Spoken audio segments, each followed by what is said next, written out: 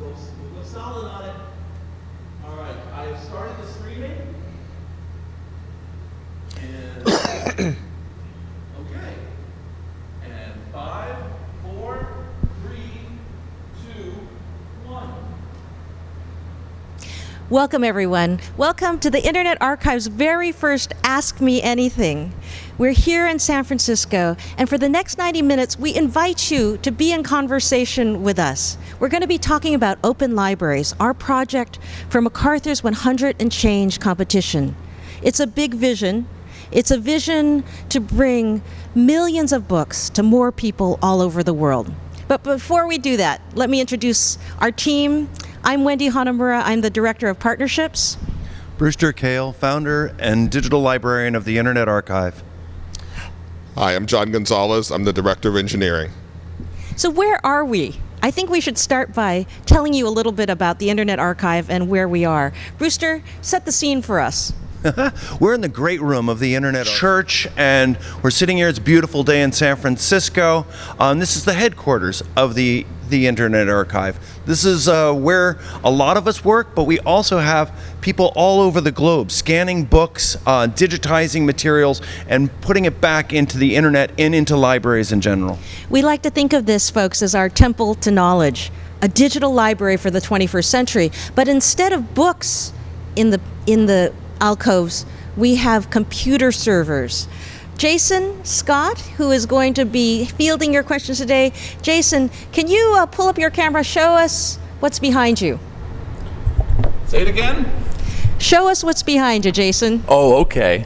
So, hi everybody there. My name's Jason Scott. I'm one of the archivists who works at the Internet Archive. And behind me here in the great room are 1, 2, 3, and on the other side, another 1, 2, 3, towers of information power. These are the petaboxes, part of the machinery that drives the Internet Archive. And it's a little hard across a stream, but there's little blinking lights on each of those. And every blinking light is a person who is learning something or accessing some information. At the archive, we have petabytes and petabytes of information. Perhaps you know us as the Wayback Machine, or you've seen some of our movies, or as we're talking about today, read some of our books. Well, they're all located here on these servers, and people are accessing them by the many thousands or the millions per day to just learn, research, nostalgia, all the aspects of humankind. So behind this area we are in this great room, we thought it would be great to have these beautiful little artistic totems in the back doing work. So that's our beautiful great room. Thank you, Jason. Thank you so much. Beautiful great room. Thank you, Jason. Thank you so much. So, John, you're in charge of those servers. Yeah. What sits on those blinking lights? Well, the dry answer is that there's today 35.8 petabytes of information, of unique information on the servers, which we keep replicated. But the more interesting answer is really, what is it that the servers are actually holding? What does that information represent? Well, to start with, we have 90,000 software titles, over 90,000 software titles, everything from Amiga games to Mac and PC software that people can use and access and emulate. We have 2 million moving images of various kinds, films and educational films and other films that are exciting to watch. We have video programs, everything that people might want to listen to. And we have 3 million hours of TV. Not many people know that we capture TV, and we have a lot of those TV. We surface the news, make that available. And let's not forget about the books. 3 million books. We have over 3 million books in electronic form that people can access and read. And of course, something we're well known for is 286. Of course, something we're well known for is 286 billion web pages. That's right. Those are in the Wayback Machine. I just want to stop for a second and acknowledge all of and these are the folks that make all of those 35 petabytes possible. They run the Wayback Machine. They are our counsel and they are our counsel and they do our crawling. They bring in those books. So thank you to them. It takes many villages and many libraries working with us to make this all possible. But Brewster, this is kind of your idea. I think it not so young anymore. No, this is I think of it as the dream of the internet, and has certainly been my dream. I think of it as the dream of the internet, and has certainly been my dream my whole career. So the idea of, can we build the Library of Alexandria for the digital age? Can we bring all the published works of humankind to anybody that wanted to have access to it? And if you look at it, it's actually technically completely feasible that you could fit all of the books, if it were digitized, online, all the movies, all the music, and you could actually make it so that anybody that wanted to have access, even new kinds of access, could make it come true. And we've been working on that and I've been working on that for decades. And the Internet Archive, 20 years old now, but we have 3 million books, but really we need probably on the order of 10 million books to be a complete Boston Public Library, a Yale, a Princeton, a great library for all. So we have all the technology. We've got the legal regime that we need. We've got the momentum, but we need to go and push it over the hump. And that's why this The mission of the Internet Archive. That's right, universal access to all knowledge. Some of us have it tattooed on our forearms. Universal access to knowledge is the great promise of the internet age, isn't it? That at your fingertips you could have the very best that's ever been produced of humankind. You know, we were very honored last month to win a Lifetime Achievement Award from the Webbies. And I think the biggest and best part of that for us was that one of our heroes, Larry Lessig, produced a video about us for the Webbies. We wanted to show that to you right now because I think it gives you a sense of the scope of our ambition and our hope and what we see as the opportunity. Let's see that video.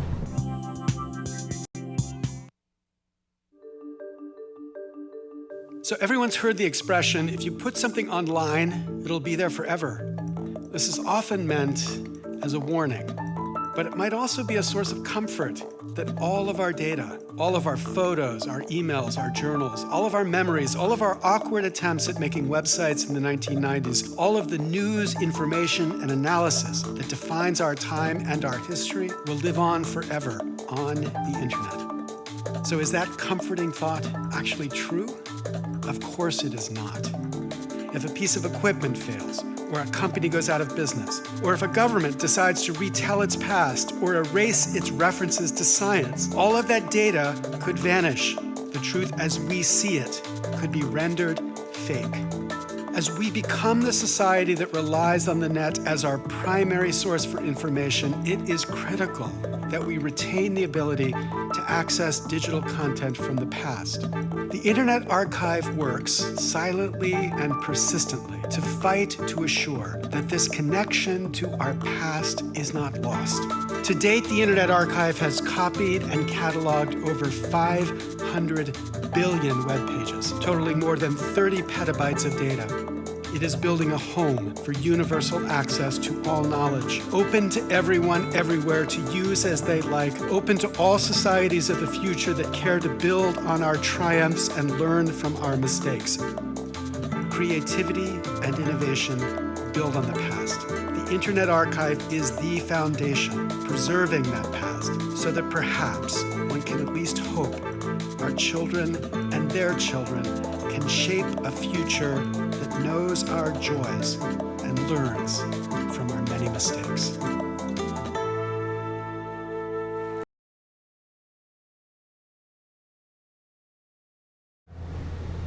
So our children will know our joys and avoid our many mistakes. That's why we do what we do.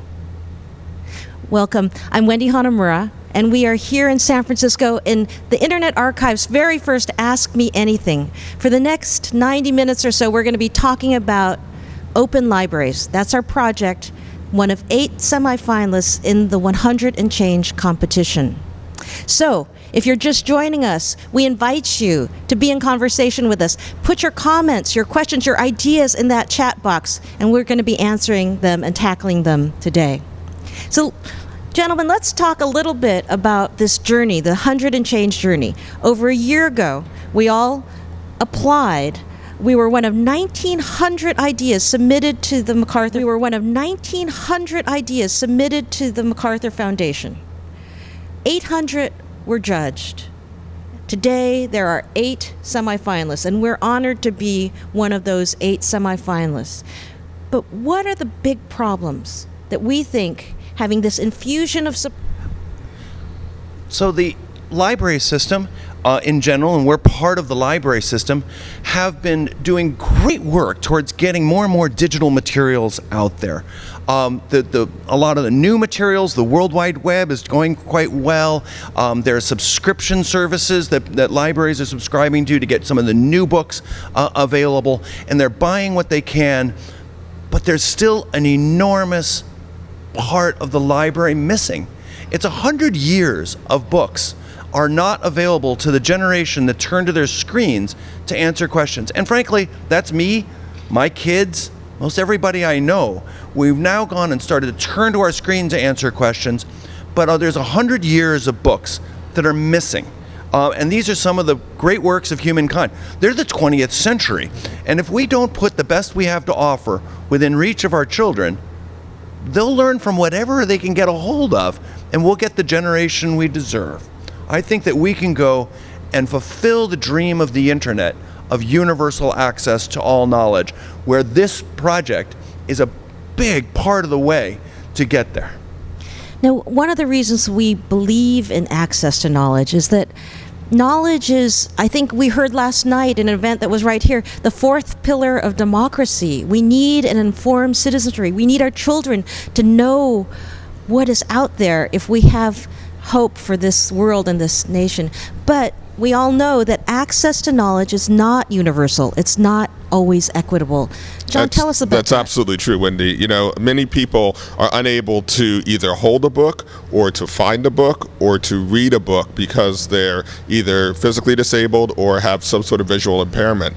One of the great promises and the great deliveries of electronic books is that they can be delivered and rendered in a form that people who have disabilities can accept and process that information. My son is a dyslexic person and benefits from having electronic books in a form that he can access and is able to read materials and use them in his coursework in ways that he wouldn't be able to otherwise. So it's important not only to make books available digitally to everyone,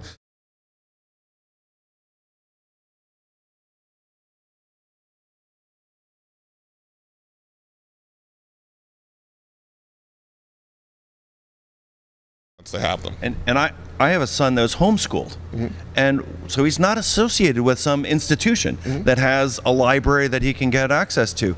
So how is he going to get in through Google? It's going to be through these new types of libraries that are offered to all. Indeed, I have a son too. We're lucky to have such great kids. And, you know, for me, one of the things I think about when I think about this project is my favorite book. So I brought it. This is a book that changed my life. It's called Executive Order 9066. I found this book in the Glenview Public Library in Oakland, California, when I was in the 6th grade. And the reason it changed my life is it helped me to understand that for 3.5 years, my family had been behind barbed wire during World War II. That camp they talked about going to was really an internment camp. Now, I have a son, Kenny, who's going to be a senior in college on the East Coast. And this semester, he took this class in race and ancestry. And he called me up, and it was full of questions. And I wanted him to see this book. But for Kenny, if a book isn't online, it's as if it doesn't even exist. So we went online. He could find a snippet of this book in Google Books. It turns out that the only place he could actually flip through the pages of this life-changing work was on Open Library, one of the sites that we run where you can find millions of digital books. We can do better than that. We can bring 4 million life-changing, important books to kids like Kenny and Raphael and people all over the world. I think that's the problem we're trying to solve. Oh, I've got one like this. Okay. So So I've been working on this libraries of the future for a long time, and I'd heard about this book, this study that had been done decades ago, but I couldn't get a hold of it. I didn't know really what it was, and I finally found a reference. I'd always go and, oh great, there's now Alta Vista. Now I can find it. Oh, now there's Google. Now I can find it. And it was never there. And then I said, okay. I finally found a reference enough that I could get it, and I had to go and buy it. The wonder of ABE books or Amazon books. It's called Libraries of the Future, and it's an MIT Press book written by Marvin Minsky, Lick Leiter, Edwin Land. I mean, in 1965, and it was all about what libraries of the future. I think of this as a time capsule for me that I needed in 1980, but it had already been out of print for 15 years. And so it wasn't available to me in any way that I could get a hold of because I wasn't in a major library. In 2005, I got this, and then I wrote to MIT Press, and I said, can we digitize this and make this available? And they said, we'll get back to you on that. There's copyright issues. Let's see what the rights issues are. They wrote back the next day, we can't quite figure it out. Give us another day. And then said, give us another day. And I said, would you be upset if we went and digitized it and put it online? They said, well, we wouldn't be, but we can't vouch for everybody. I said, we're a library. Let's go and make libraries of the future available to the future librarians. And we digitized it, and nobody's been upset. And I was able to actually read this book probably 25 years too late, but I think it's at least a sign of the wonders of the works that aren't available now exactly when we need them. Well, let's talk a little bit about libraries. Why we believe libraries are so critical to providing greater access to knowledge to people. Because, I think we get a lot of questions. Probably some of you have questions for us. Didn't Google solve this? I mean, don't you just go to Amazon when you need a book? But we want to say that there are a lot of people for whom Amazon is not the solution. You can't just buy a book on demand. If you need access to Wi-Fi, you need a computer, you need access to information, there is only one place in this country you can go, your local library. So, we need to make sure that libraries are strong, that libraries all across this country are strong. That's why we want to work with libraries to bring millions of digital books. John, tell us more. Well, I was just going to say that the promise of libraries has been around for centuries, and with the idea that people shouldn't have to reinvent something that always been invented. And the issue is, how do you find that thing? How do you get information about it? How do you learn how to not have to tread a new path, how to forge a new path through the woods to get somewhere? From my, libraries have been part of my personal history for a long time. My very, very first job was actually in a library, and in terms of helping that library with some digital problems that they were having at that time. And then that was like over 35 years ago. And I guess the thing that I want to emphasize is getting that information to people who don't otherwise have it, whether, it's many times it's because of distance in a rural location. Libraries have done a really good job of trying to establish a network of interlibrary loans, but it takes time. And in modern society, people are used to instantaneous access to information. They're used to information being delivered to them online, and the idea of waiting 2 weeks for a book to come by is a little bit foreign to how people work. Well, not only that, Just let you know, we got questions. They're coming in. That's great. Okay. So let me know when. We'll do questions. We also have had comments come in throughout the week, and you wanted to share some comments. I have one. This is from Richard Martin. He writes, at university and in graduate school, at my disposal were some of the world's great libraries. I now live in a small town with access just to a public library and a small college library. So internet libraries often make it possible for me to access books that I couldn't otherwise. Thank you for the internet libraries like yours. I have one from Marge Kearns, who wrote us to say, I've used this site several times for my genealogical research. As I am no longer able physically to visit physical libraries or courthouses, I can continue to enjoy my hobby from my recliner thanks to the online library. Right, so some of the problems we're trying to solve, folks, are that libraries are fantastic, but not everyone can reach their public library. They're too far. They're like Edith, who's 92 and can't get out of her apartment. There's certain problems that having a book in digital form solves, right? Including the problems of accessibility. Can you talk a little bit, John, about the numbers of people that we might be able to serve? Well, good estimates put the 5% of the population is blind or physically or visually impaired in terms of reading. That comes to about 285 million people worldwide, and by virtue of their disability, they often have constricted access to jobs and to being able to advance themselves from a career perspective.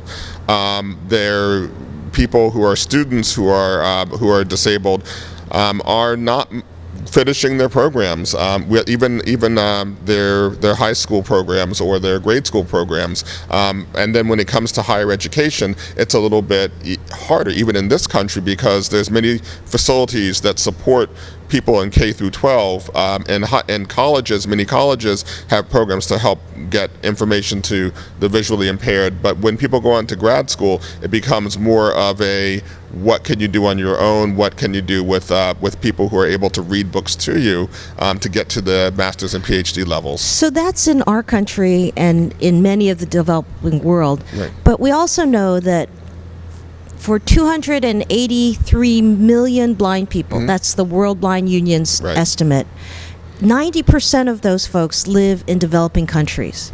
And in those developing countries, only 1 in 10 people who are blind or low vision will ever go to school or get a job.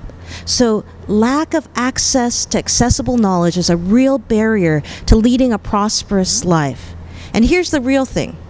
Only 10% of all published works worldwide are accessible to the blind and low vision. Exactly. Oh, and there's some cool things that are now capable. Now there are lots of people with phones, and you can be able to get access in new and different ways and be able to make the text bigger, and it can also read to you. One of our programs with the University of Toronto in the Ontario area, it's a pilot program taking these books and reformatting them for the blind and dyslexic. They actually can read them faster than what you can do if you just read it aloud to someone.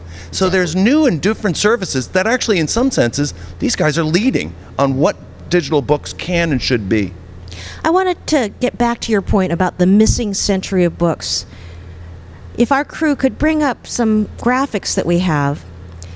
First, I want to show you a graph of our own holdings here at Internet Archive.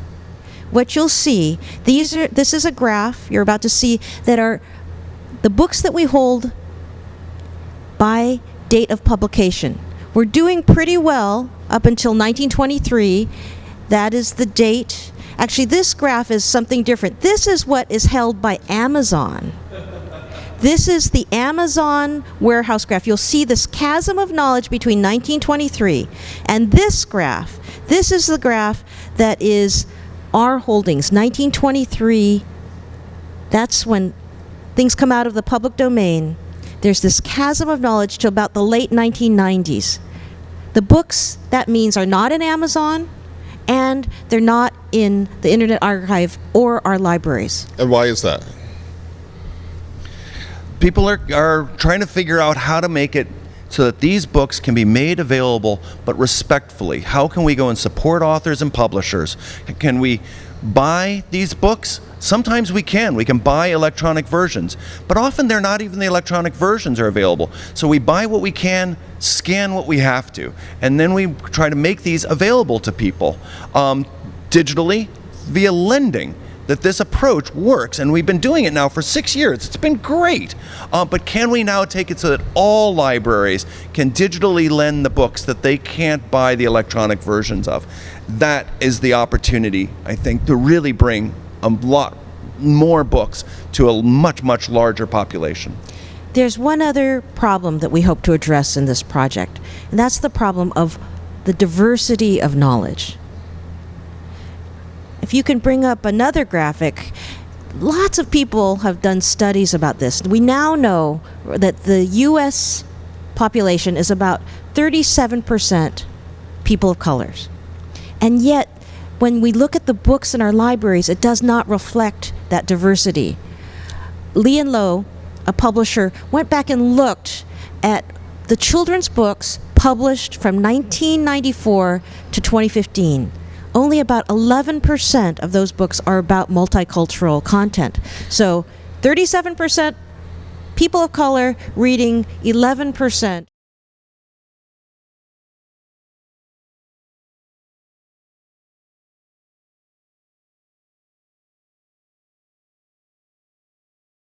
That's So- exactly right.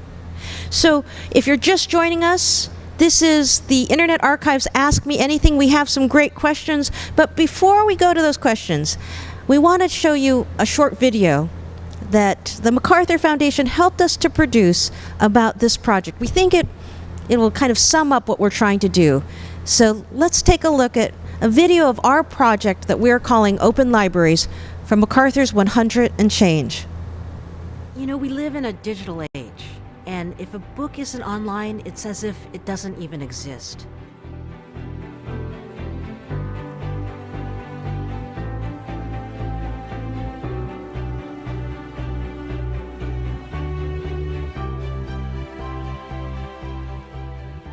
We want to help build the internet into the Library of Alexandria version 2. All the published works of humankind, all the books, music, video, web pages, software, and make it available to anybody curious enough to want to have access to it. Libraries have always been the great levelers. They've leveled the playing field, but they haven't been able to meet this digital challenge. There's resource issues, there's technology issues, there's legal issues, but we have that all in place now. So the great opportunity here is to bring libraries and learners 4 million free, accessible books forever. For 20 years, we've been building this great digital library. 10 years ago, we started building the big warehouses where you have to store the physical books. We had to bring in engineers who could build the scanning machines, and then software engineers who figure out how to transform those images of books into readable text online. It takes many, many different skill sets. Libraries have spent centuries building up wonderful collections of physical materials. And what we're doing now is digitizing these materials and trying to make them more accessible. It turns out that the internet is missing 100 years of books. Before 1923, which is out of copyright, we're actually doing quite well. But things past 1923, which is when copyright starts, it means that these books are not available to readers that really want to have access. And we need to make that available, as well as things in the 21st century. To get to 4 million digitized books actually isn't that hard. Yes, there's selecting the books, there's getting access to them, they're going and turning the pages, which you can digitize 1, 2, or 3 books an hour, such that they're searchable and readable by computers as well as people, so they can go and find just the passages they're looking for. And we believe we can succeed at this because we're now digitizing 1,000 books every day. This project will be efficient because we'll only digitize any particular book once. That way, it's used in lots of different libraries, but they don't have to digitize over and over again. So we have cost-effective digitization, we have distributed preservation. We think this is the path forward for all digital libraries. It's what libraries always have done, is they buy and lend materials. Digital lending works by either you buy ebooks or you scan books into ebook form, and then you only allow one person to have access at a time. It's taking the library model and doing a natural step forward, one that's now been prototyped and built already based on the Open Library for the last 6 years, offering 500,000 books. Knowledge is not universal and it's not equitable in its distribution. We're going to be able to enhance the work of journalists and scholars. We're going to be able to put free books in the hands of learners everywhere.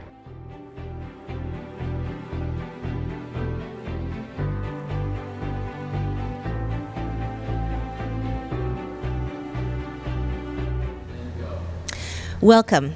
I'm Wendy Hanamura, and this is the Internet Archive's very first Ask Me Anything. We're talking about our Open Libraries project for 100 and Change, MacArthur's awesome competition to try and solve and tackle one of the world's big problems. We're asking you to join us and be in conversation with us. You've been sending us your comments. Let's hear a few of those comments and questions. Jason, read us one. Hi. We'll just go. Martin's asking about how our book drive fits in this. Do we still want everybody sending books to the Internet Archive to be scanned? We're looking for the very best books. The question was, are we still looking for books, and should people send us books? We want the best books to be able to be available to everybody, and that's a wide variety of books and deep on lots of subjects. 4 million is a lot of books. We're really particularly looking for post-1923 books that represent lots of languages. We just have a donation from the Digital Library of India of 500,000 books. These are electronic books that they've already digitized in 50 languages. This is fantastic. So that helps. But we're also getting donations of physical books, deaccession from libraries, or people's parents that don't want them anymore. They may be downsizing. You may be downsizing. These are the books. If we don't have them already, then we want them. We digitize them, and we save them also physically. So we don't destroy the books, and we save them physically so that they last centuries as well. So we take good care of the physical and the digital. I want to say that it will be a very transparent and open and intentional process as well. That we're working with some awesome librarians at the Digital Library Federation. We're talking to the folks at the DPLA, the Digital Public Library of America. They are experts at curating books. They are the people who live in our libraries and who have been doing this work for decades. We're going to be working with them to pick the lists and hone the lists so that we have diverse, inclusive materials. And I think one of the very best things that we're going to do is that DLF is going to build a website. So we post the books that we've chosen, and then people can comment. They're going to we're going to ask you to help us make these decisions. And I think we definitely want to encourage people to send in the books, or at least indicate on the site the books that are by diverse authors, diverse experiences, because we want to expand the range of materials that we have across those 4 million that we're going to be digitizing. That's right.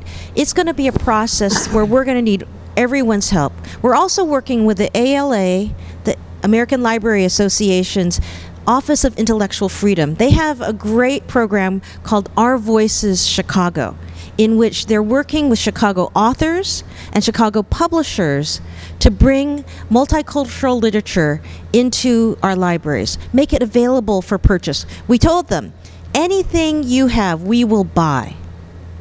We're going to buy those books. And if you don't have a digital copy already, all of you authors, send it to us and we will digitize it for you. We'll give you back that scan and we'll make that available in a manner that's respectful of your rights, but brings these books to readers in this country and beyond to the print disabled. Okay, Jason, how about another question? I need you to get on your mic so that we can hear you, and tell us another question. Sure. Another question comes from Hannah, and Hannah asks what partnerships the Internet Archive has across the pond, and what impact this work will have internationally. Well, one of the things that we're looking at, one of the areas I'm focusing on is on the print disabled access. People may know that there is an agreement called the Marrakesh Agreement that ensures that materials that are available materials are made available to people with disabilities in many different countries. Right now, there are 28 signatories to the Marrakesh Agreement, and that means that people who have books who have print disabilities can access the books ideally online, but can always get materials in the format that is amenable to blind and dyslexic people, blind, dyslexic, and disabled people. So we're working with these countries to try to make our digital collection available to them. The United States is not yet a signatory, but we expect that to happen soon. And we also are working with our partners in Canada that can get those books out to the Marrakesh countries. The Internet Archive works with now over 500 libraries to digitize books and make them available on the open web. We also work with about 400 libraries to collect web pages. So we've been working with libraries all over the world to be able to bring these digital collections to a much broader population. For instance, we have a scanning center inside the Library of Congress. The Library of Congress is bringing the books that are unique to the Library of Congress by doing these analyses of library catalogs to find out what are the ones that they have that other people don't have, and then prioritizing those. Those are before 1923, but it's fabulous to go and see these great libraries and partnerships to be able to get there to bring a broad range of materials up and make it much more available. So Hannah, you asked who we're working with globally. Right here in the Bay Area is one of the premier organizations serving the print disabled, Benetech. They reach people in 70 different countries. Right. We're building a partnership with Benetech, with Learning Ally, the main folks who serve the dyslexic in the K-12 population. We're working with the Library of Congress's National Library Service, the NLS. And through them, we're also working with many, many organizations in India and other places where we believe we can share these texts to low vision, blind, and print disabled people. Within this country, we're working with lots and lots of libraries. We're talking with the San Francisco Public Library. We're working, as I mentioned, with the Digital Library Federation. We need all of you libraries to come and work with us if we're going to make this hit scale. Other questions? Jason. So there was one that I thought was just a fantastic question. Let me bring it back up again. Where are we? All right. The question, let me get his name right. Lumination. And Lumination asks, what would the world look like if we succeed at universal access to all knowledge? What impact will we end up with a peaceful world, or what's your vision for when we get to that goal? The opportunity of having it so that everyone that writes something can find an audience for their works. The opportunity to go and pursue your passion no matter where you are. If you're in a refugee camp, but you've got a real proclivity for music or for mathematics, that you can go and explore and dive in. We can really unleash the readership, the participants of our global world to build something much bigger and much more inclusive, participatory than what we have now. That's the dream of the overall internet. The internet, though, is missing huge hunks of knowledge. For things that you know really well, there's a Wikipedia page on it, but it's kind of shallow beneath it. There might be links on those Wikipedia pages that don't go anywhere, or they're not blue links, they're just footnotes that say, oh, if you were to go to a library, if you happen to live in Cambridge, you could go to Harvard and be able to get at.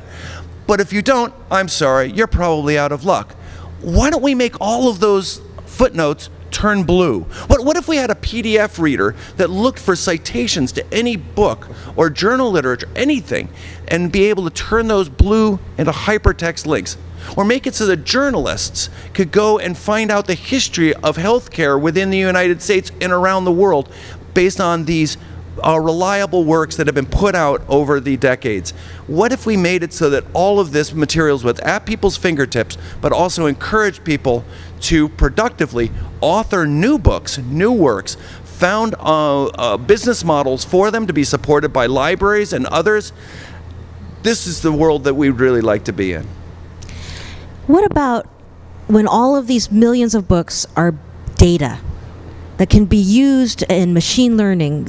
We have a room full of engineers here. Dream with us about what happens when books become data that can be mined and used in that way.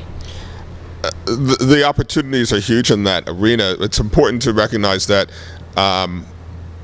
being respectful of the authors as we do that access would be primarily for universities and research institutions. What we call But non-consumptive use. use of the information. And in that context, though, being able to create indices and knowledge pathways and learning pathways across the data would be fantastic. So that when a child somewhere in the world wants to actually expand their knowledge from where they are and needs a pathway for how to get there, having pre-digested that information in a way that we can say that this leads to that, and that here are all the references and the footnotes have been completely indexed and linked, that would be fantastic. Can you imagine what it would mean to be able to get an entire syllabus of all the books that you wanted to, that were relevant to a particular topic in one place, and have that a machine has automatically made those references and made those books available to you for immediate consumption by folks. Here's a comment that we got earlier this week from Lee Giles at Penn State University. Lee says, it would be also useful to extract the facts and knowledge from these books to produce independent but truthful knowledge graphs for others to incorporate in our and their knowledge databases. Brewster, this is a dream of yours in this era of misinformation. Talk about that. Oh, it's been a little troubling when people say we're post-truth or we're going to survive on alternative facts. It's like, I take that as a stab to the heart. That we in the library world are not doing as much as we can to make it so that reliable, cited provenance information, not all of it's true, but at least you can follow where it came from. That we can go and make it so that this is much more real.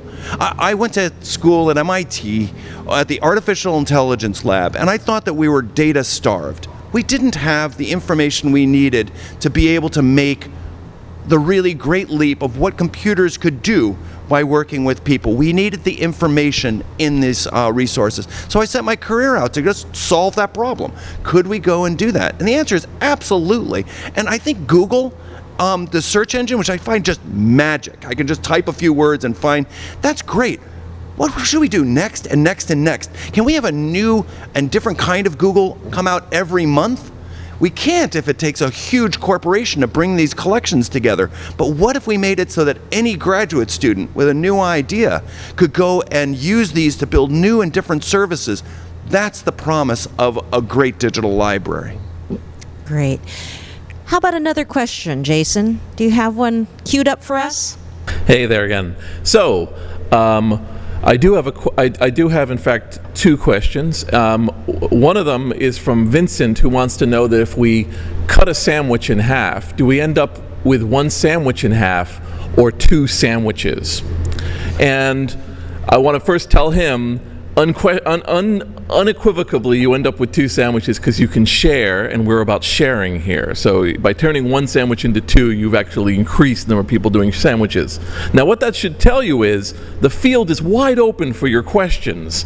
So if you look below at the bottom of this stream, we have this tag, Open Libraries AMA. So if you Twitter any questions, we have people here, we have employees sitting ready to take your questions, so bring those in because we're ready for them.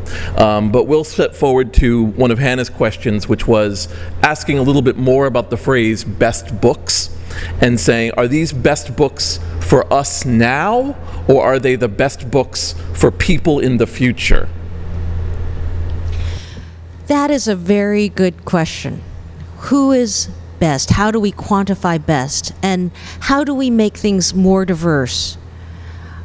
We believe that this 4 million books will not be a single collection. It will be a collection of collections. In my community, in the Japanese American community, groups of historical societies have come together and they've pulled together a list of us, of the 500 most important books for Japanese American history. And they have the physical books for us to scan if only we had the resources to do that. There's a list of the books that are most assigned in classrooms. We know the books that sit in that chasm of knowledge that we tried to show you. 1924, we can start filling in that chasm of knowledge, the empty digital shelves. I think it will be many people working with us, commenting on our decisions, saying, wait a minute, what about this? Whose knowledge is it? We're working with the tremendous people at Whose Knowledge to question these things. So we need you to help us. I think one of the things that hasn't been said is that in that chasm of knowledge it's really not a chasm of knowledge as much as it's a chasm of availability of books, and books that are available online, either through Amazon or Internet Archive or wherever. But where those books are now, the books that were printed because there were a lot printed between 1923 and that fills in the chasm, those are now in the libraries, which is part of what this effort is to do, is to get those books out of libraries, not out of libraries, but to share the books that libraries have more broadly, so that people can find them. What about publishers and authors? Brewster, we want to buy these books, don't we? Oh, yes. So libraries are, in the United States, about a $12 billion a year industry. And about 3 or 4 billion goes to buying publishers' products. And we don't think that that's actually should go down. In fact, maybe it should go up. But can we go and buy them better? Can we buy them in such a way that we support the authors and support more readers at the same time, now that we don't necessarily have all of the restrictions of how we can do some distribution? Let's at least take the older books, the public domain books, the out-of-print books, and why don't we wave a wand over all libraries to go and say, those books are now digital, and that you can try to lend those books one reader at a time, respectfully. But if they're available from publishers to go and buy the electronic version, let's bring those in as well. Those will be better, because they're reformatted to go and work on Kindles, and you can correct all the OCR and all of the beautiful things that they do. But let's not leave out books just because they're not of current interest enough to be published. Lots of wonderful books are in the out-of-print and orphan work domain. That's right. If you want today's bestseller, you're getting that already in ebook form in 90% of libraries. We think that is terrific. The publishers are doing a terrific job getting us the most recent, the most popular books. But there are a lot of books, folks, that nobody can reach online. Those books, my book, diverse titles, these are some of the books that we're going to try and bring into the digital realm. And back to the question of best, I think best is a matter of, we can't really accurately predict what will be best for the future. We're going to be looking at people to collectively inform us about what they think is best now, and to put forth their opinion about what it is that should be preserved for the future, so that people in the future can access the books then.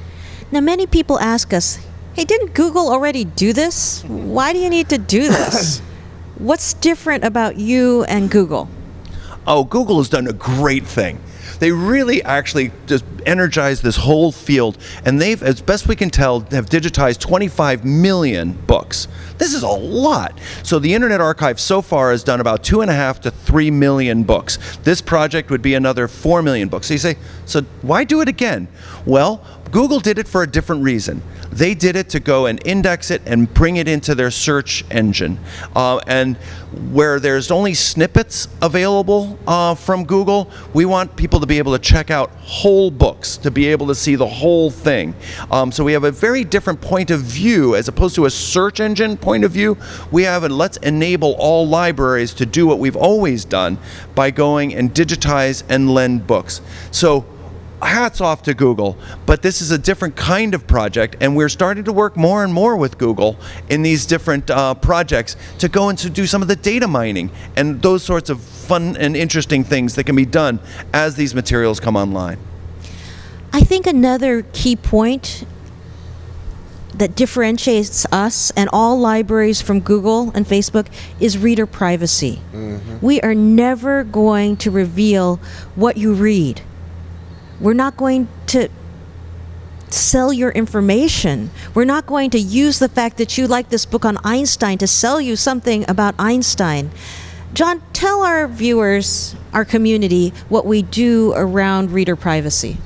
So some of the things that we do to preserve reader privacy is, first of all, not keep track of what it is that a user once has read at all, or if they choose to, unless they explicitly choose to do that, right? If they explicitly want to keep a list of things that they have borrowed or read, there's a way to do that. But in general, we don't keep track of what it is that users read or borrow.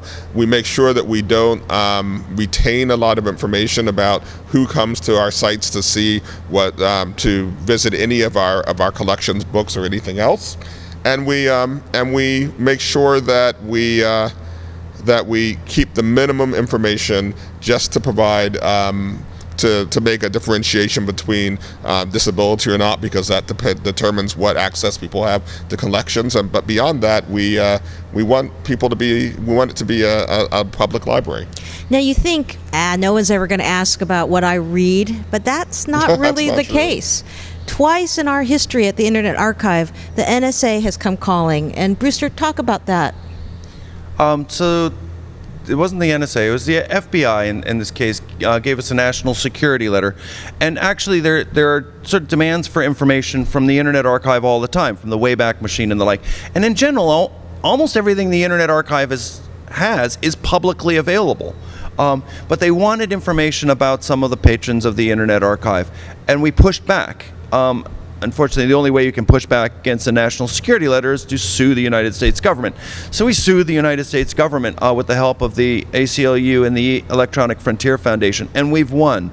And so they understand that libraries have a different relationship necessarily to law enforcement in terms of reader privacy, and we're proud of that. By being a library, people understand some of the dangers of having too much information about what people are exploring available based on centuries of mishaps. We want to invite the people who are physically present in this room to wander over to the mic that Jason has and ask your questions too. We have interns, we have employees. Thank you for being here. And Jason, do you have some other questions for us from our community out there? So I have two different ones, one of which might be for Brewster and another one for John. The two different questions are about asking about our scripts and our internal processes and how much of that we share publicly with libraries if they want to make smaller versions of what we do here in some way. And Brewster, I have a question from Jeffrey just asking about your thoughts on Sci-Hub, the Sci-Hub project out there. So whichever one of you want to take that on. I'll take the one on the scripts. It's not really scripts, it's a programmatic access to our content. Generally, all of our content is available through APIs, application program interfaces, that allow you to pull down information that is publicly available in small or large quantities, and there's many documented ways for people to get that information. We are an open source community, so that we use open source to the greatest degree possible in our internal structures, and we don't sponsor open source projects per se, but we make all of our software published source. So if people want the source of things that we're using, we do publish that under the AGPL3 license, the Alfaro GPL license. And additionally, for getting libraries tools, our intention is that when we build these tools for distributing books and for doing interlibrary lending and pieces like that, that we will have tool sets available for libraries to build their own tools if they choose to.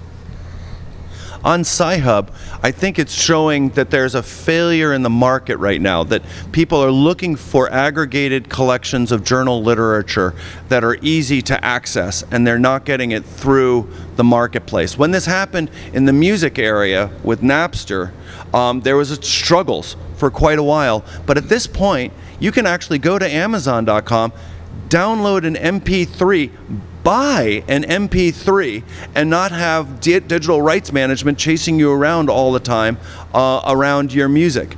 I'm hoping that we see this same kind of transformation in books, in journal literature, that we see this publisher-supported, author supporting, but much better aggregated services towards doing what it is people want.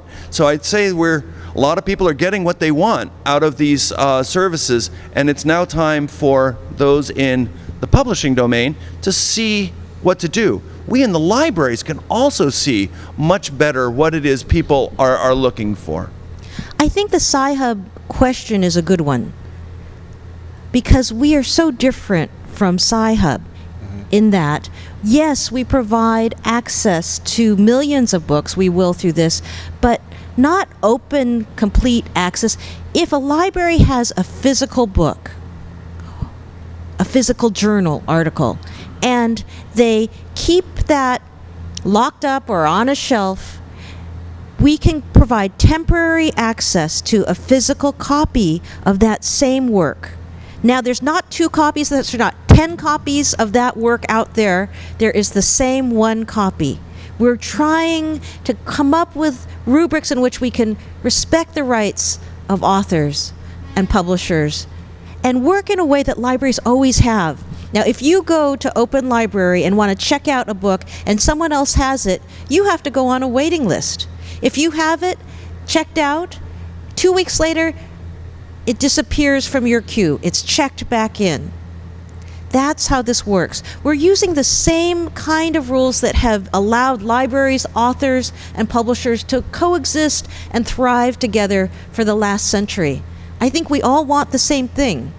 We want a new generation of readers to be reading books, buying books, checking out books in our libraries. That's our goal.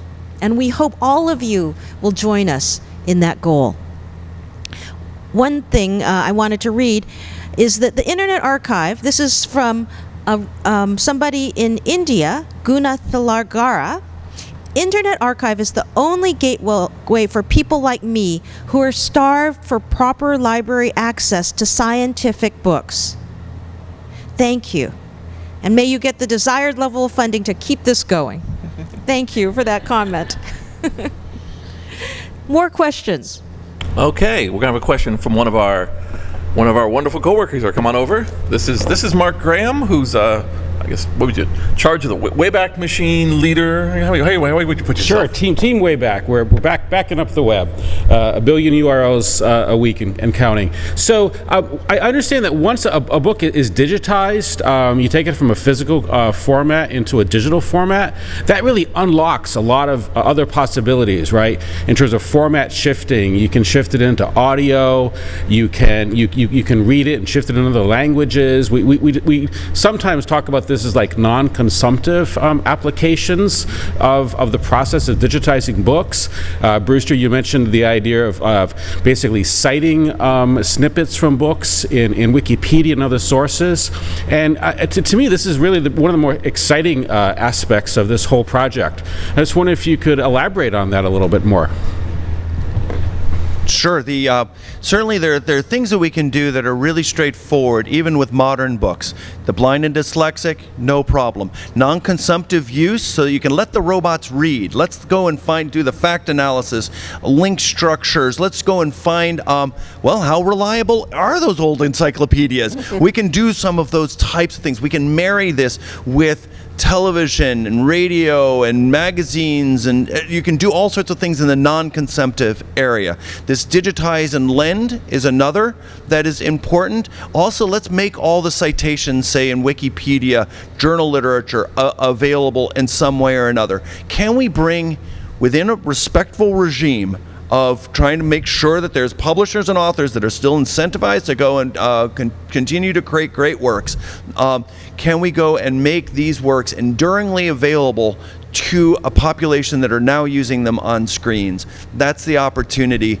And fortunately, it takes a lot of money, but not an infinite amount of money to do this, and to do it in a way that's a distributed system. We don't want to make one library to rule them all. We want all libraries to become digital libraries. We want all librarians to have their collections but digital? Can we go and make it so that those communities are served in the same sorts of ways they always have been, and allow them to evolve into this digital future in a smooth and easy way by working with them and basically enabling and empowering them? This project is innately decentralized project where once these books are digitized, these librarians, all very law-abiding citizens, will be making these things available within the constraints that they've got, within the traditions that they have always paid attention to. You know, Mark has a project that he's working on himself with Wikipedia. Wikipedia is the 5th largest website in the world, the 5th most popular website. We're dreaming with our friends at Wikipedia that every time there's a citation and it links to a footnote, that could be a live link. Isn't that right, Mark? A live link, and it could take you to the snippet in the book that they are referring to. And if you wanted to, you could check out that book and you could read further. That we're trying to ground you in the published, vetted knowledge of humankind. In this era of misinformation, we think that people are going to start to question the knowledge they read. They should be questioning the knowledge they read, and we need to take you back to those trusted sources, the books that have been published and sit in our libraries. I was going to add to a thing that Mark had asked about, which had to do with when the books are digitized, what else do you get? One of the things that we are stewards of this knowledge, and as part of being a steward, we want to make sure that we preserve the knowledge for access to future generations as well.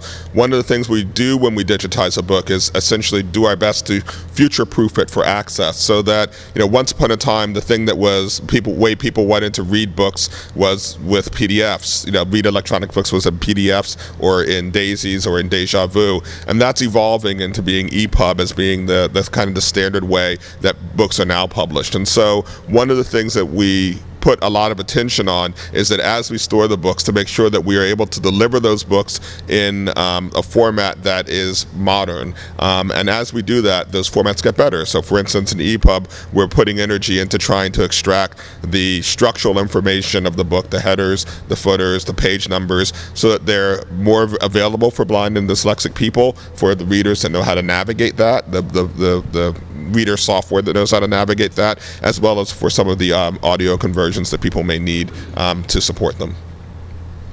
So we're preserving these books, and we're promising you that when the Internet Archive preserves these millions of important works, we're going to do what John said, which is lifetime file maintenance. Whatever that file is you're reading 20 years from now, we're going to have it there for you. What else happens, Brewster, when you have books and video and code all in the same repository? By having access to these materials, I'm hoping that we can find new ideas, new structures, new services that can help bring education to a much wider group of people. We could do automatic translation of a lot of these materials to lots of different languages, which is kind of exciting, that maybe if we just digitize 4 million books, we can multiply that by 10 or 20 times just by having more access to it. We could make interlibrary loan instantaneous and not cost anything. There was a study that said $600 million just in the United States is spent every year on interlibrary loan, mostly on UPS, going and sending these books around. What if we could bring that down somewhat and have instantaneous interlibrary loan in whatever the right circumstances that make sense? There's such efficiencies that are both kind of mundane, but also otherworldly, sci-fi-like. Can we build a global brain that actually gets smarter by people going and participating in? Can we make it so that smaller languages are reinforced even though the people that speak them are in diaspora? They're all over the world. Can we make it so that new cultures that aren't going to be geographically located in one place can be supported by this new generation of library? I think it's going to be a pretty fun future as we evolve the internet to have the rest of the published works of humankind. You are our librarians out there. I want to ask you this question. We believe that we could release maybe $3 billion in library budgets just in the savings around interlibrary loan. You're spending about $300 million a year to $600 million in interlibrary loans. Over a decade, that would be $3 billion you could use to buy more books, to really serve your communities as you are doing now, engaging with them in classes on citizenship and literacy. What could happen if you, instead of shipping books around the country in envelopes, you did it electronically and used that money for other purposes? What could happen then? Do we have other questions from the audience? Sure, we have a couple that have come in over time. A few people have re-asked them 2 or 3 times, so I'll take that to mean they really want them answered. So Javier wants to know for what sort of anti-theft technologies are in place for something like this to, get people to do it, but not, walk away with it, and, what steps have been taken in that direction? I'll take it. Good question. What we've done is we've followed what the publishers have done with their in-print books. So when we just started doing this, we used some of the services for the blind and dyslexic, and when we started to do lending, we used the Adobe Digital Editions technology, which is these encrypted PDFs and EPUBs that basically explode after a couple of weeks, and so you don't have access to it. This is the same technologies that the major publishers use for their imprint works. When Google made a page flipping system, but they turned off printing from it or cut and paste from your page, then we knew that the publishers were ready for that, and so we did basically the same type of restrictions that would be available through Google with these library works that we're bringing online. And we don't think that these are always the right ideas. We would like more to be accessible, but we're following rather than leading in some of these ways to try to make sure that we're not fouling with commerce. We want to go and bring these things available and learn as rapidly as we can to go and build an integrated system of in-print bought materials, and so these materials that are scanned. Buy what we can, scan what we have to, and make integrated services. Now, one of the reasons we believe we can do this is we have been doing this for the last 6 years. On Open Library, you can have 2.5 million public domain books and about 500,000 modern works, checking them out one at a time. Now, if someone writes to us and says, hey, that's my grandfather's book, we want you to take it down, we engage with them. We tell them why we're doing it. We tell them we're making no money. We're a nonprofit. We've never charged anyone anything. We just want to provide broader access. 75% of the time, Chris Butler tells us, they say, wow, that's great. Go for it. Now, 25% of the time, they ask us to take that down, and we do that. We have a bend not break policy. We believe that is why we've been able to do this in Open Library for the last 5 years. We think we can work together. And we are working together with many publishers, including MIT Press. Talk about MIT Press. Oh, MIT Press is great. So they're the publisher of my awesome book on libraries of the future, and they came forward and said that they want to make some books of their old backlist completely open access, and then they'd like some more restricted access to some of the newer that are in the backlist, but they couldn't afford to go and do the digitization. Would we work with them? And we said, yes, we would love to work with you. So there's to do the actual digitization. So there's this partnership now that we'd like to see replicated, but it's cool. It's just been announced a couple weeks ago. MIT Press bringing all of their backlist materials to the Boston Public Library, where there's a scanning center, digitizing the works. The Arcadia Fund is paying for the digitization work. MIT Press gets those digital files back do with anything they want. There'll be a copy on openlibrary.org that people can go and borrow and check out, one reader at a time. And any library that physically owns one of those copies through this Open Libraries program will be able to say, yes, those are books that I have in my physical library. I want to now loan the electronic copy when my physical copy is not being lent out. So the idea of MIT Press going forward and saying, yes, it works for us. We're hoping that this works for many university presses. And we hope that the Arcadia Fund continues to supply the funding and the leadership to bring all of the university presses and hopefully then beyond that, all sorts of presses into this so everybody wins. I believe that we had a question about language. So Jason? we definitely had a question asking about us with, our support of and how we're interacting with other languages and works, not just in English. Is that what you mean, Wendy, or was it a different question? Yes, that one came in during the week. I believe that the question was, these books, will they be accessible in other languages, and will we do books in many languages? So the latter question is yes. If we're going to be serving the print disabled in 28 nations who have signed the Marrakesh Treaty, 12 of those nations are Spanish-speaking nations. We need to get a very solid, useful collection of Spanish books. We already have 165,000 ebooks in Spanish in our collection, but we need to do better and do more.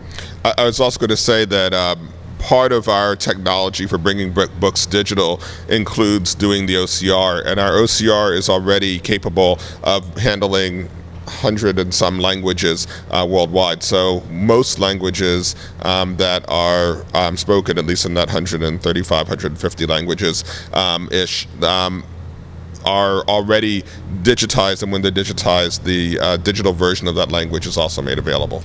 Now, what about Google Translate? Could that help people maybe who are English language learners or read books in a different language? I don't know about you, but I use Google Translate all the time. And it's just completely great, and it's how it's blended into the web page so that you can just go and have your web page just, okay, it's a little clunky. It's, maybe not the right way to read poetry, but it gets me through. What if we could do that with these books as well? So the user would sort of say, okay, I'm on this page. Can I see this in another language, my native language? I think this is a great idea. Have we done it yet? No. But it's some of the promise of bringing these libraries digital, that we can do new and different things that really we couldn't do before. Right. We have a comment from Sarah McDonald, who writes, twice now, I've been seconds away from the Pay Now button for train tickets to London just to search the British Library when I've thought to look on your site instead. And both times you delivered. And more than anything, it's made me realize how keen Google is to send me to the sites with advertising, even when this is clearly a library that I'm looking for. Thanks, Sarah, for that comment. Do we have other questions from the floor? So we're getting round to the last 20 minutes of this AMA, so I'm going to call it on additional questions being asked, because it's going to take us the rest to answer the questions that are here. Also, we have a couple people who have been sending multiple questions. I want to let everyone know out there that our general email box is info@archive.org if you have technical questions or questions that are, really long ones, because the good long technical one came to you, John, and I think it's one that's better answered. It's just about how our servers work and how we do it, and that kind of stuff I think always works better in other documentation. And I will say that we have a question here from Antoine, who says, after digitizing 4 million books and sharing the media with partner libraries, will machine access be permitted and supported as the global public is becoming more capable and interested in bulk analysis? Bulk analysis, I think, is something that's often left out of online services. Can you go and download, say, 100,000 books in Hungarian? And we've actively encouraged this. And there have been people that have tried to read journal literature too fast and gotten in serious trouble for it. We don't think this is right. We should allow data mining. We should encourage it. And the Internet Archive makes tools to make it so you can hoover down enormous amounts of material. And if that's not fast enough, then we give people virtual machines to make it so that they can have access to do some of the first level sorting. So the idea of bulk level access within the constraints of copyright and privacy, that's absolutely important. And sometimes people forget the privacy aspect. A lot of these materials, like even just bulk web pages, you can go and maybe search for email addresses and things and make spam bots. And so we would like to make sure that at least at some level of somebody that's willing to engage with us. And so that those bulk access sometimes goes through some level of filter, but we're trying not to make that so that it's a censorship, but to go and just try to provide guidance for how these materials in bulk can be used. And when you say in bulk, are we talking about non-consumptive use? It's usually non-consumptive use. It's basically going and having robots read through things, pull out facts, find patterns, and sometimes they're looking for things that you'd kind of not imagine. We're putting 78 RPM records up, and sometimes all they're looking for are these the clicks and the sort of the noise that comes at the beginning. It wasn't what I had imagined at all, but this is some of the things that people like to do, these materials. These great guys walked into our offices this week. They're from library.link, and they are experts in structured data. That sounds so boring, right? Structured linked data. But what they showed us is they can take any MARC record, which is beautifully structured data, and they can take entities within books and make it discoverable in the way the web works today. So they're working with Bing.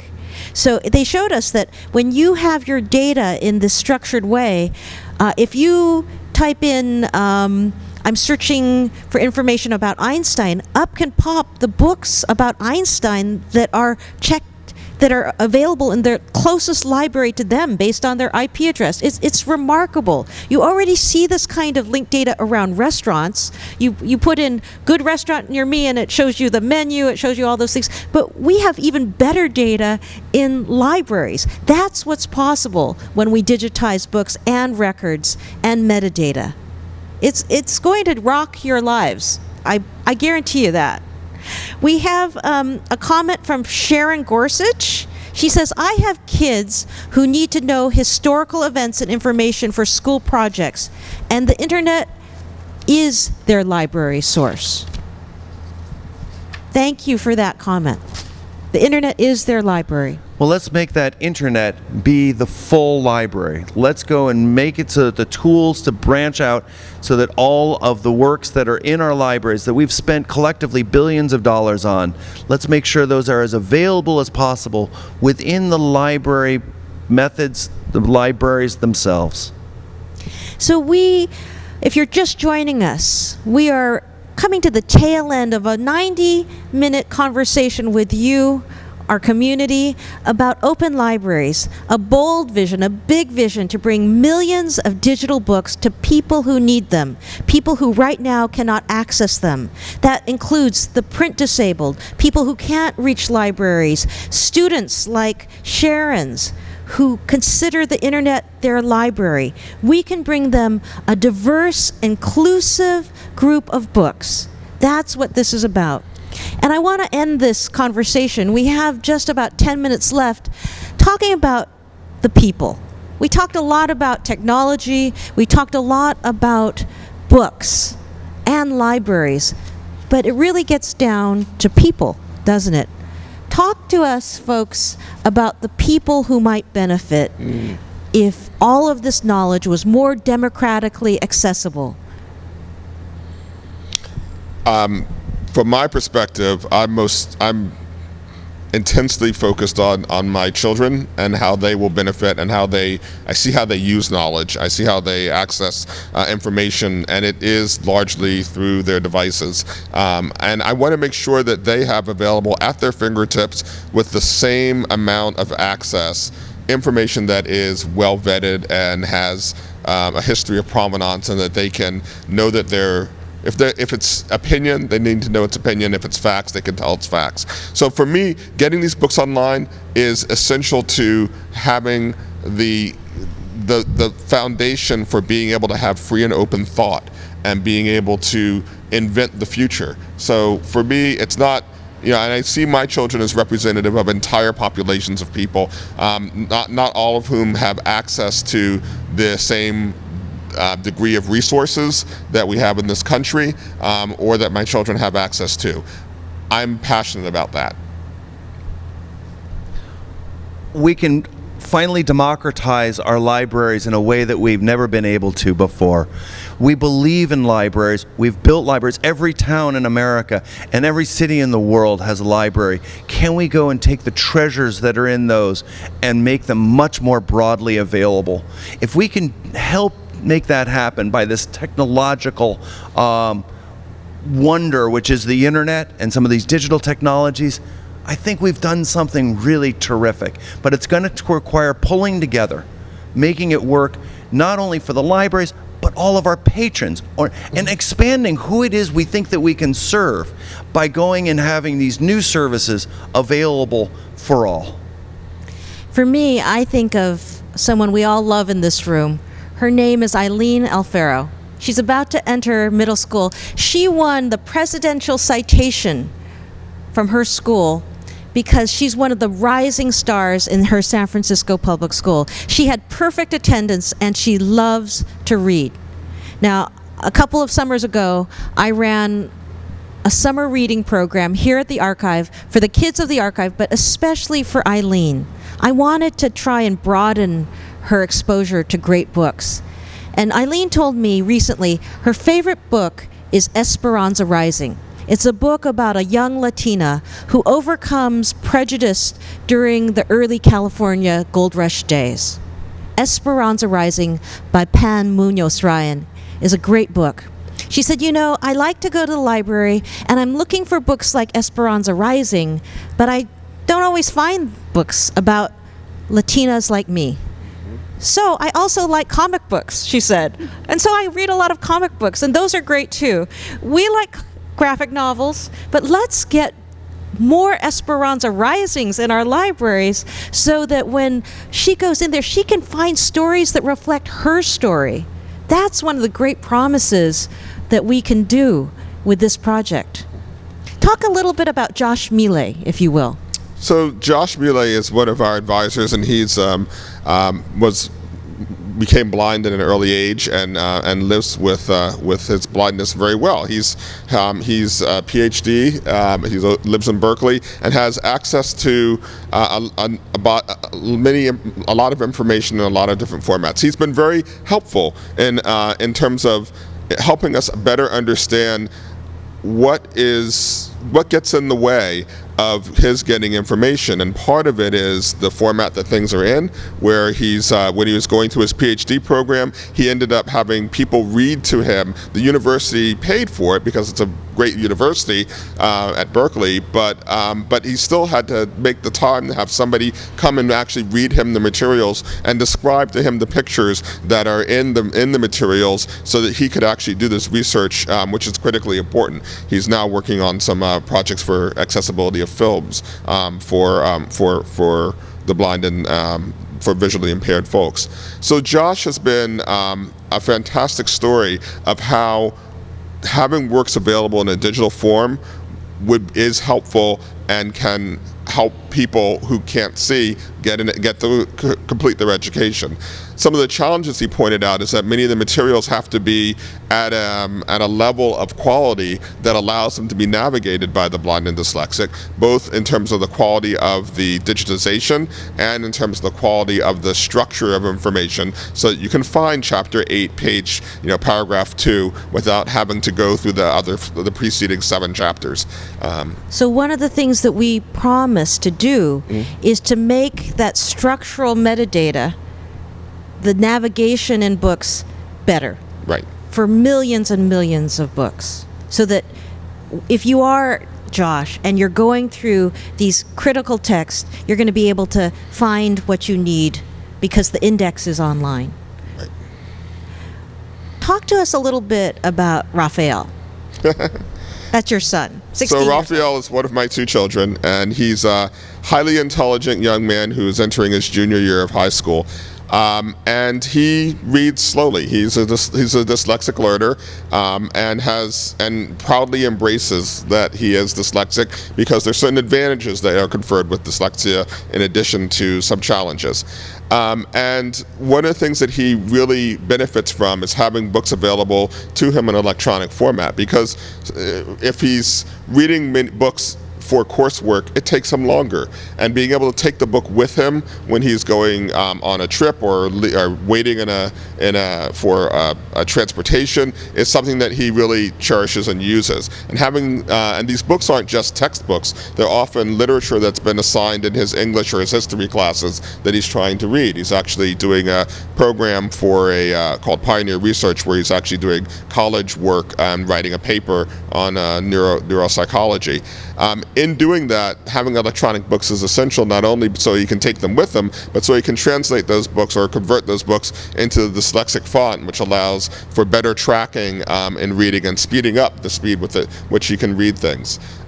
With partners like Benetech and Learning Ally, because of his dyslexia having been certified, he's able to get access to materials that he wouldn't otherwise have available to him in electronic form through their programs as well.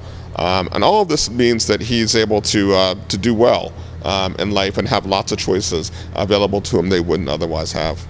Brewster, you've been dreaming about this great library, the Library of Alexandria for the digital age, for a very long time.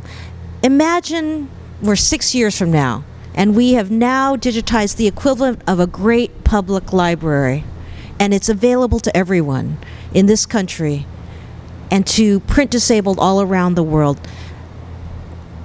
What will that mean for you? What is your greatest hope of what will come from that?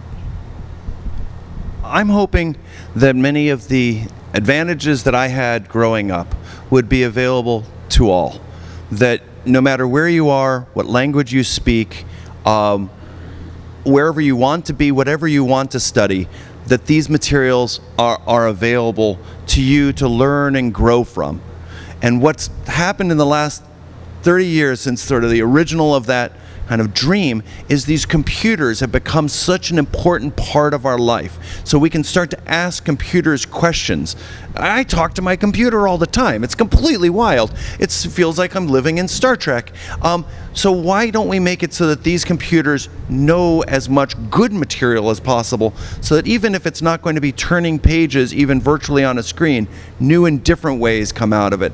That's, I think, the dream of the internet that I signed on to try to make universal access to all knowledge. Together we can actually make that come true, and it could be one of the great works of humankind. It could be remembered with the Library of Alexandria or the Man on the Moon.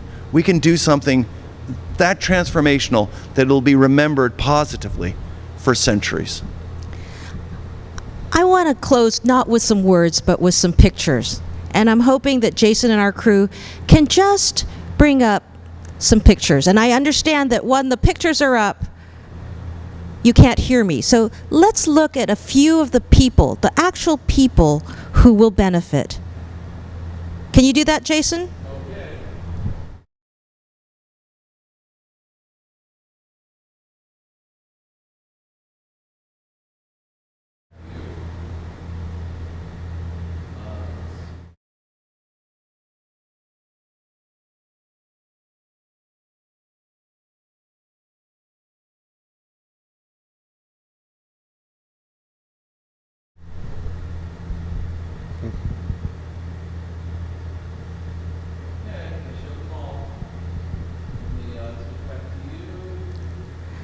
So these are pictures not of models, not of random people. These are our sons. These are our daughters. That's Edith, our mother, who's 92, who loves to read, but she needs to blow it up so big and then use a magnifying glass on top of that. That's the rooftop school, a K-12 public school that is learning with wonderful materials online from the Internet Archive. These are our family members. This is who we're trying to help. That's why we do what we do. That's why we are so passionate, why we think about this when we go to bed, and when we wake up, we have new ideas. And we invite you to join us in this.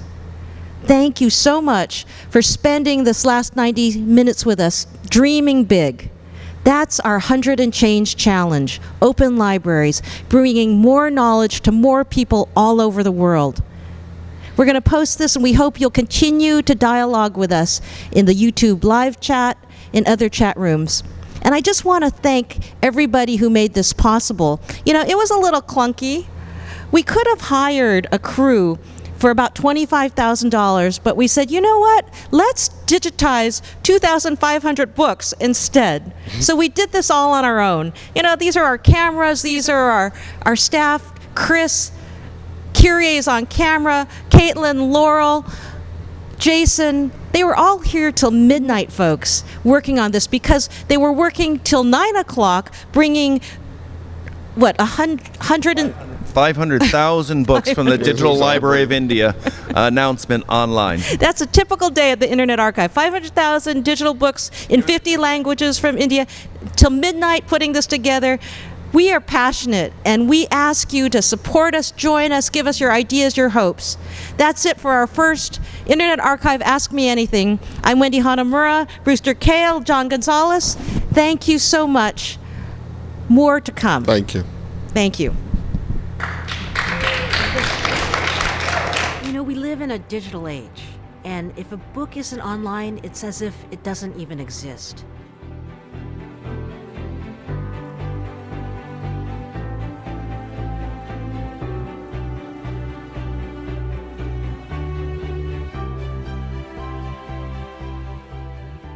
We want to help build the internet into the Library of Alexandria version 2. All the published works of humankind, all the books, music, video, web pages, software, and make it available to anybody curious enough to want to have access to it. Libraries have always been the great levelers. They've leveled the playing field, but they haven't been able to meet this digital challenge. There's resource issues, there's technology issues, there's legal issues, but we have that all in place now. So the great opportunity here is to bring libraries and learners 4 million free, accessible books forever. For 20 years, we've been building this great digital library. 10 years ago, we started building the big warehouses where you have to store the physical books. We had to bring in engineers who could build the scanning machines, and then software engineers who figure out how to transform those images of books into readable text online. It takes many, many different skill sets. Libraries have spent centuries building up wonderful collections of physical materials. And what we're doing now is digitizing these materials and trying to make them more accessible. It turns out that the internet is missing 100 years of books. Before 1923, which is out of copyright, we're actually doing quite well. But things past 1923, which is when copyright starts, it means that these books are not available to readers that really want to have access. And we need to make that available, as well as things in the 21st century. To get to 4 million digitized books actually isn't that hard. Yes, there's selecting the books, there's getting access to them, they're going and turning the pages, which you can digitize 1, 2, or 3 books an hour, such that they're searchable and readable by computers as well as people, so they can go and find just the passages they're looking for. And we believe we can succeed at this because we're now digitizing 1,000 books every day. This project will be efficient because we'll only digitize any particular book once. That way, it's used in lots of different libraries, but they don't have to digitize over and over again. So we have cost-effective digitization, we have distributed preservation. We think this is the path forward for all digital libraries. It's what libraries always have done, is they buy and lend materials. Digital lending works by either you buy ebooks or you scan books into ebook form, and then you only allow one person to have access at a time. It's taking the library model and doing a natural step forward, one that's now been prototyped and built already based on the Open Library for the last 6 years, offering 500,000 books. Knowledge is not universal and it's not equitable in its distribution. We're going to be able to enhance the work of journalists and scholars. We're going to be able to put free books in the hands of learners everywhere.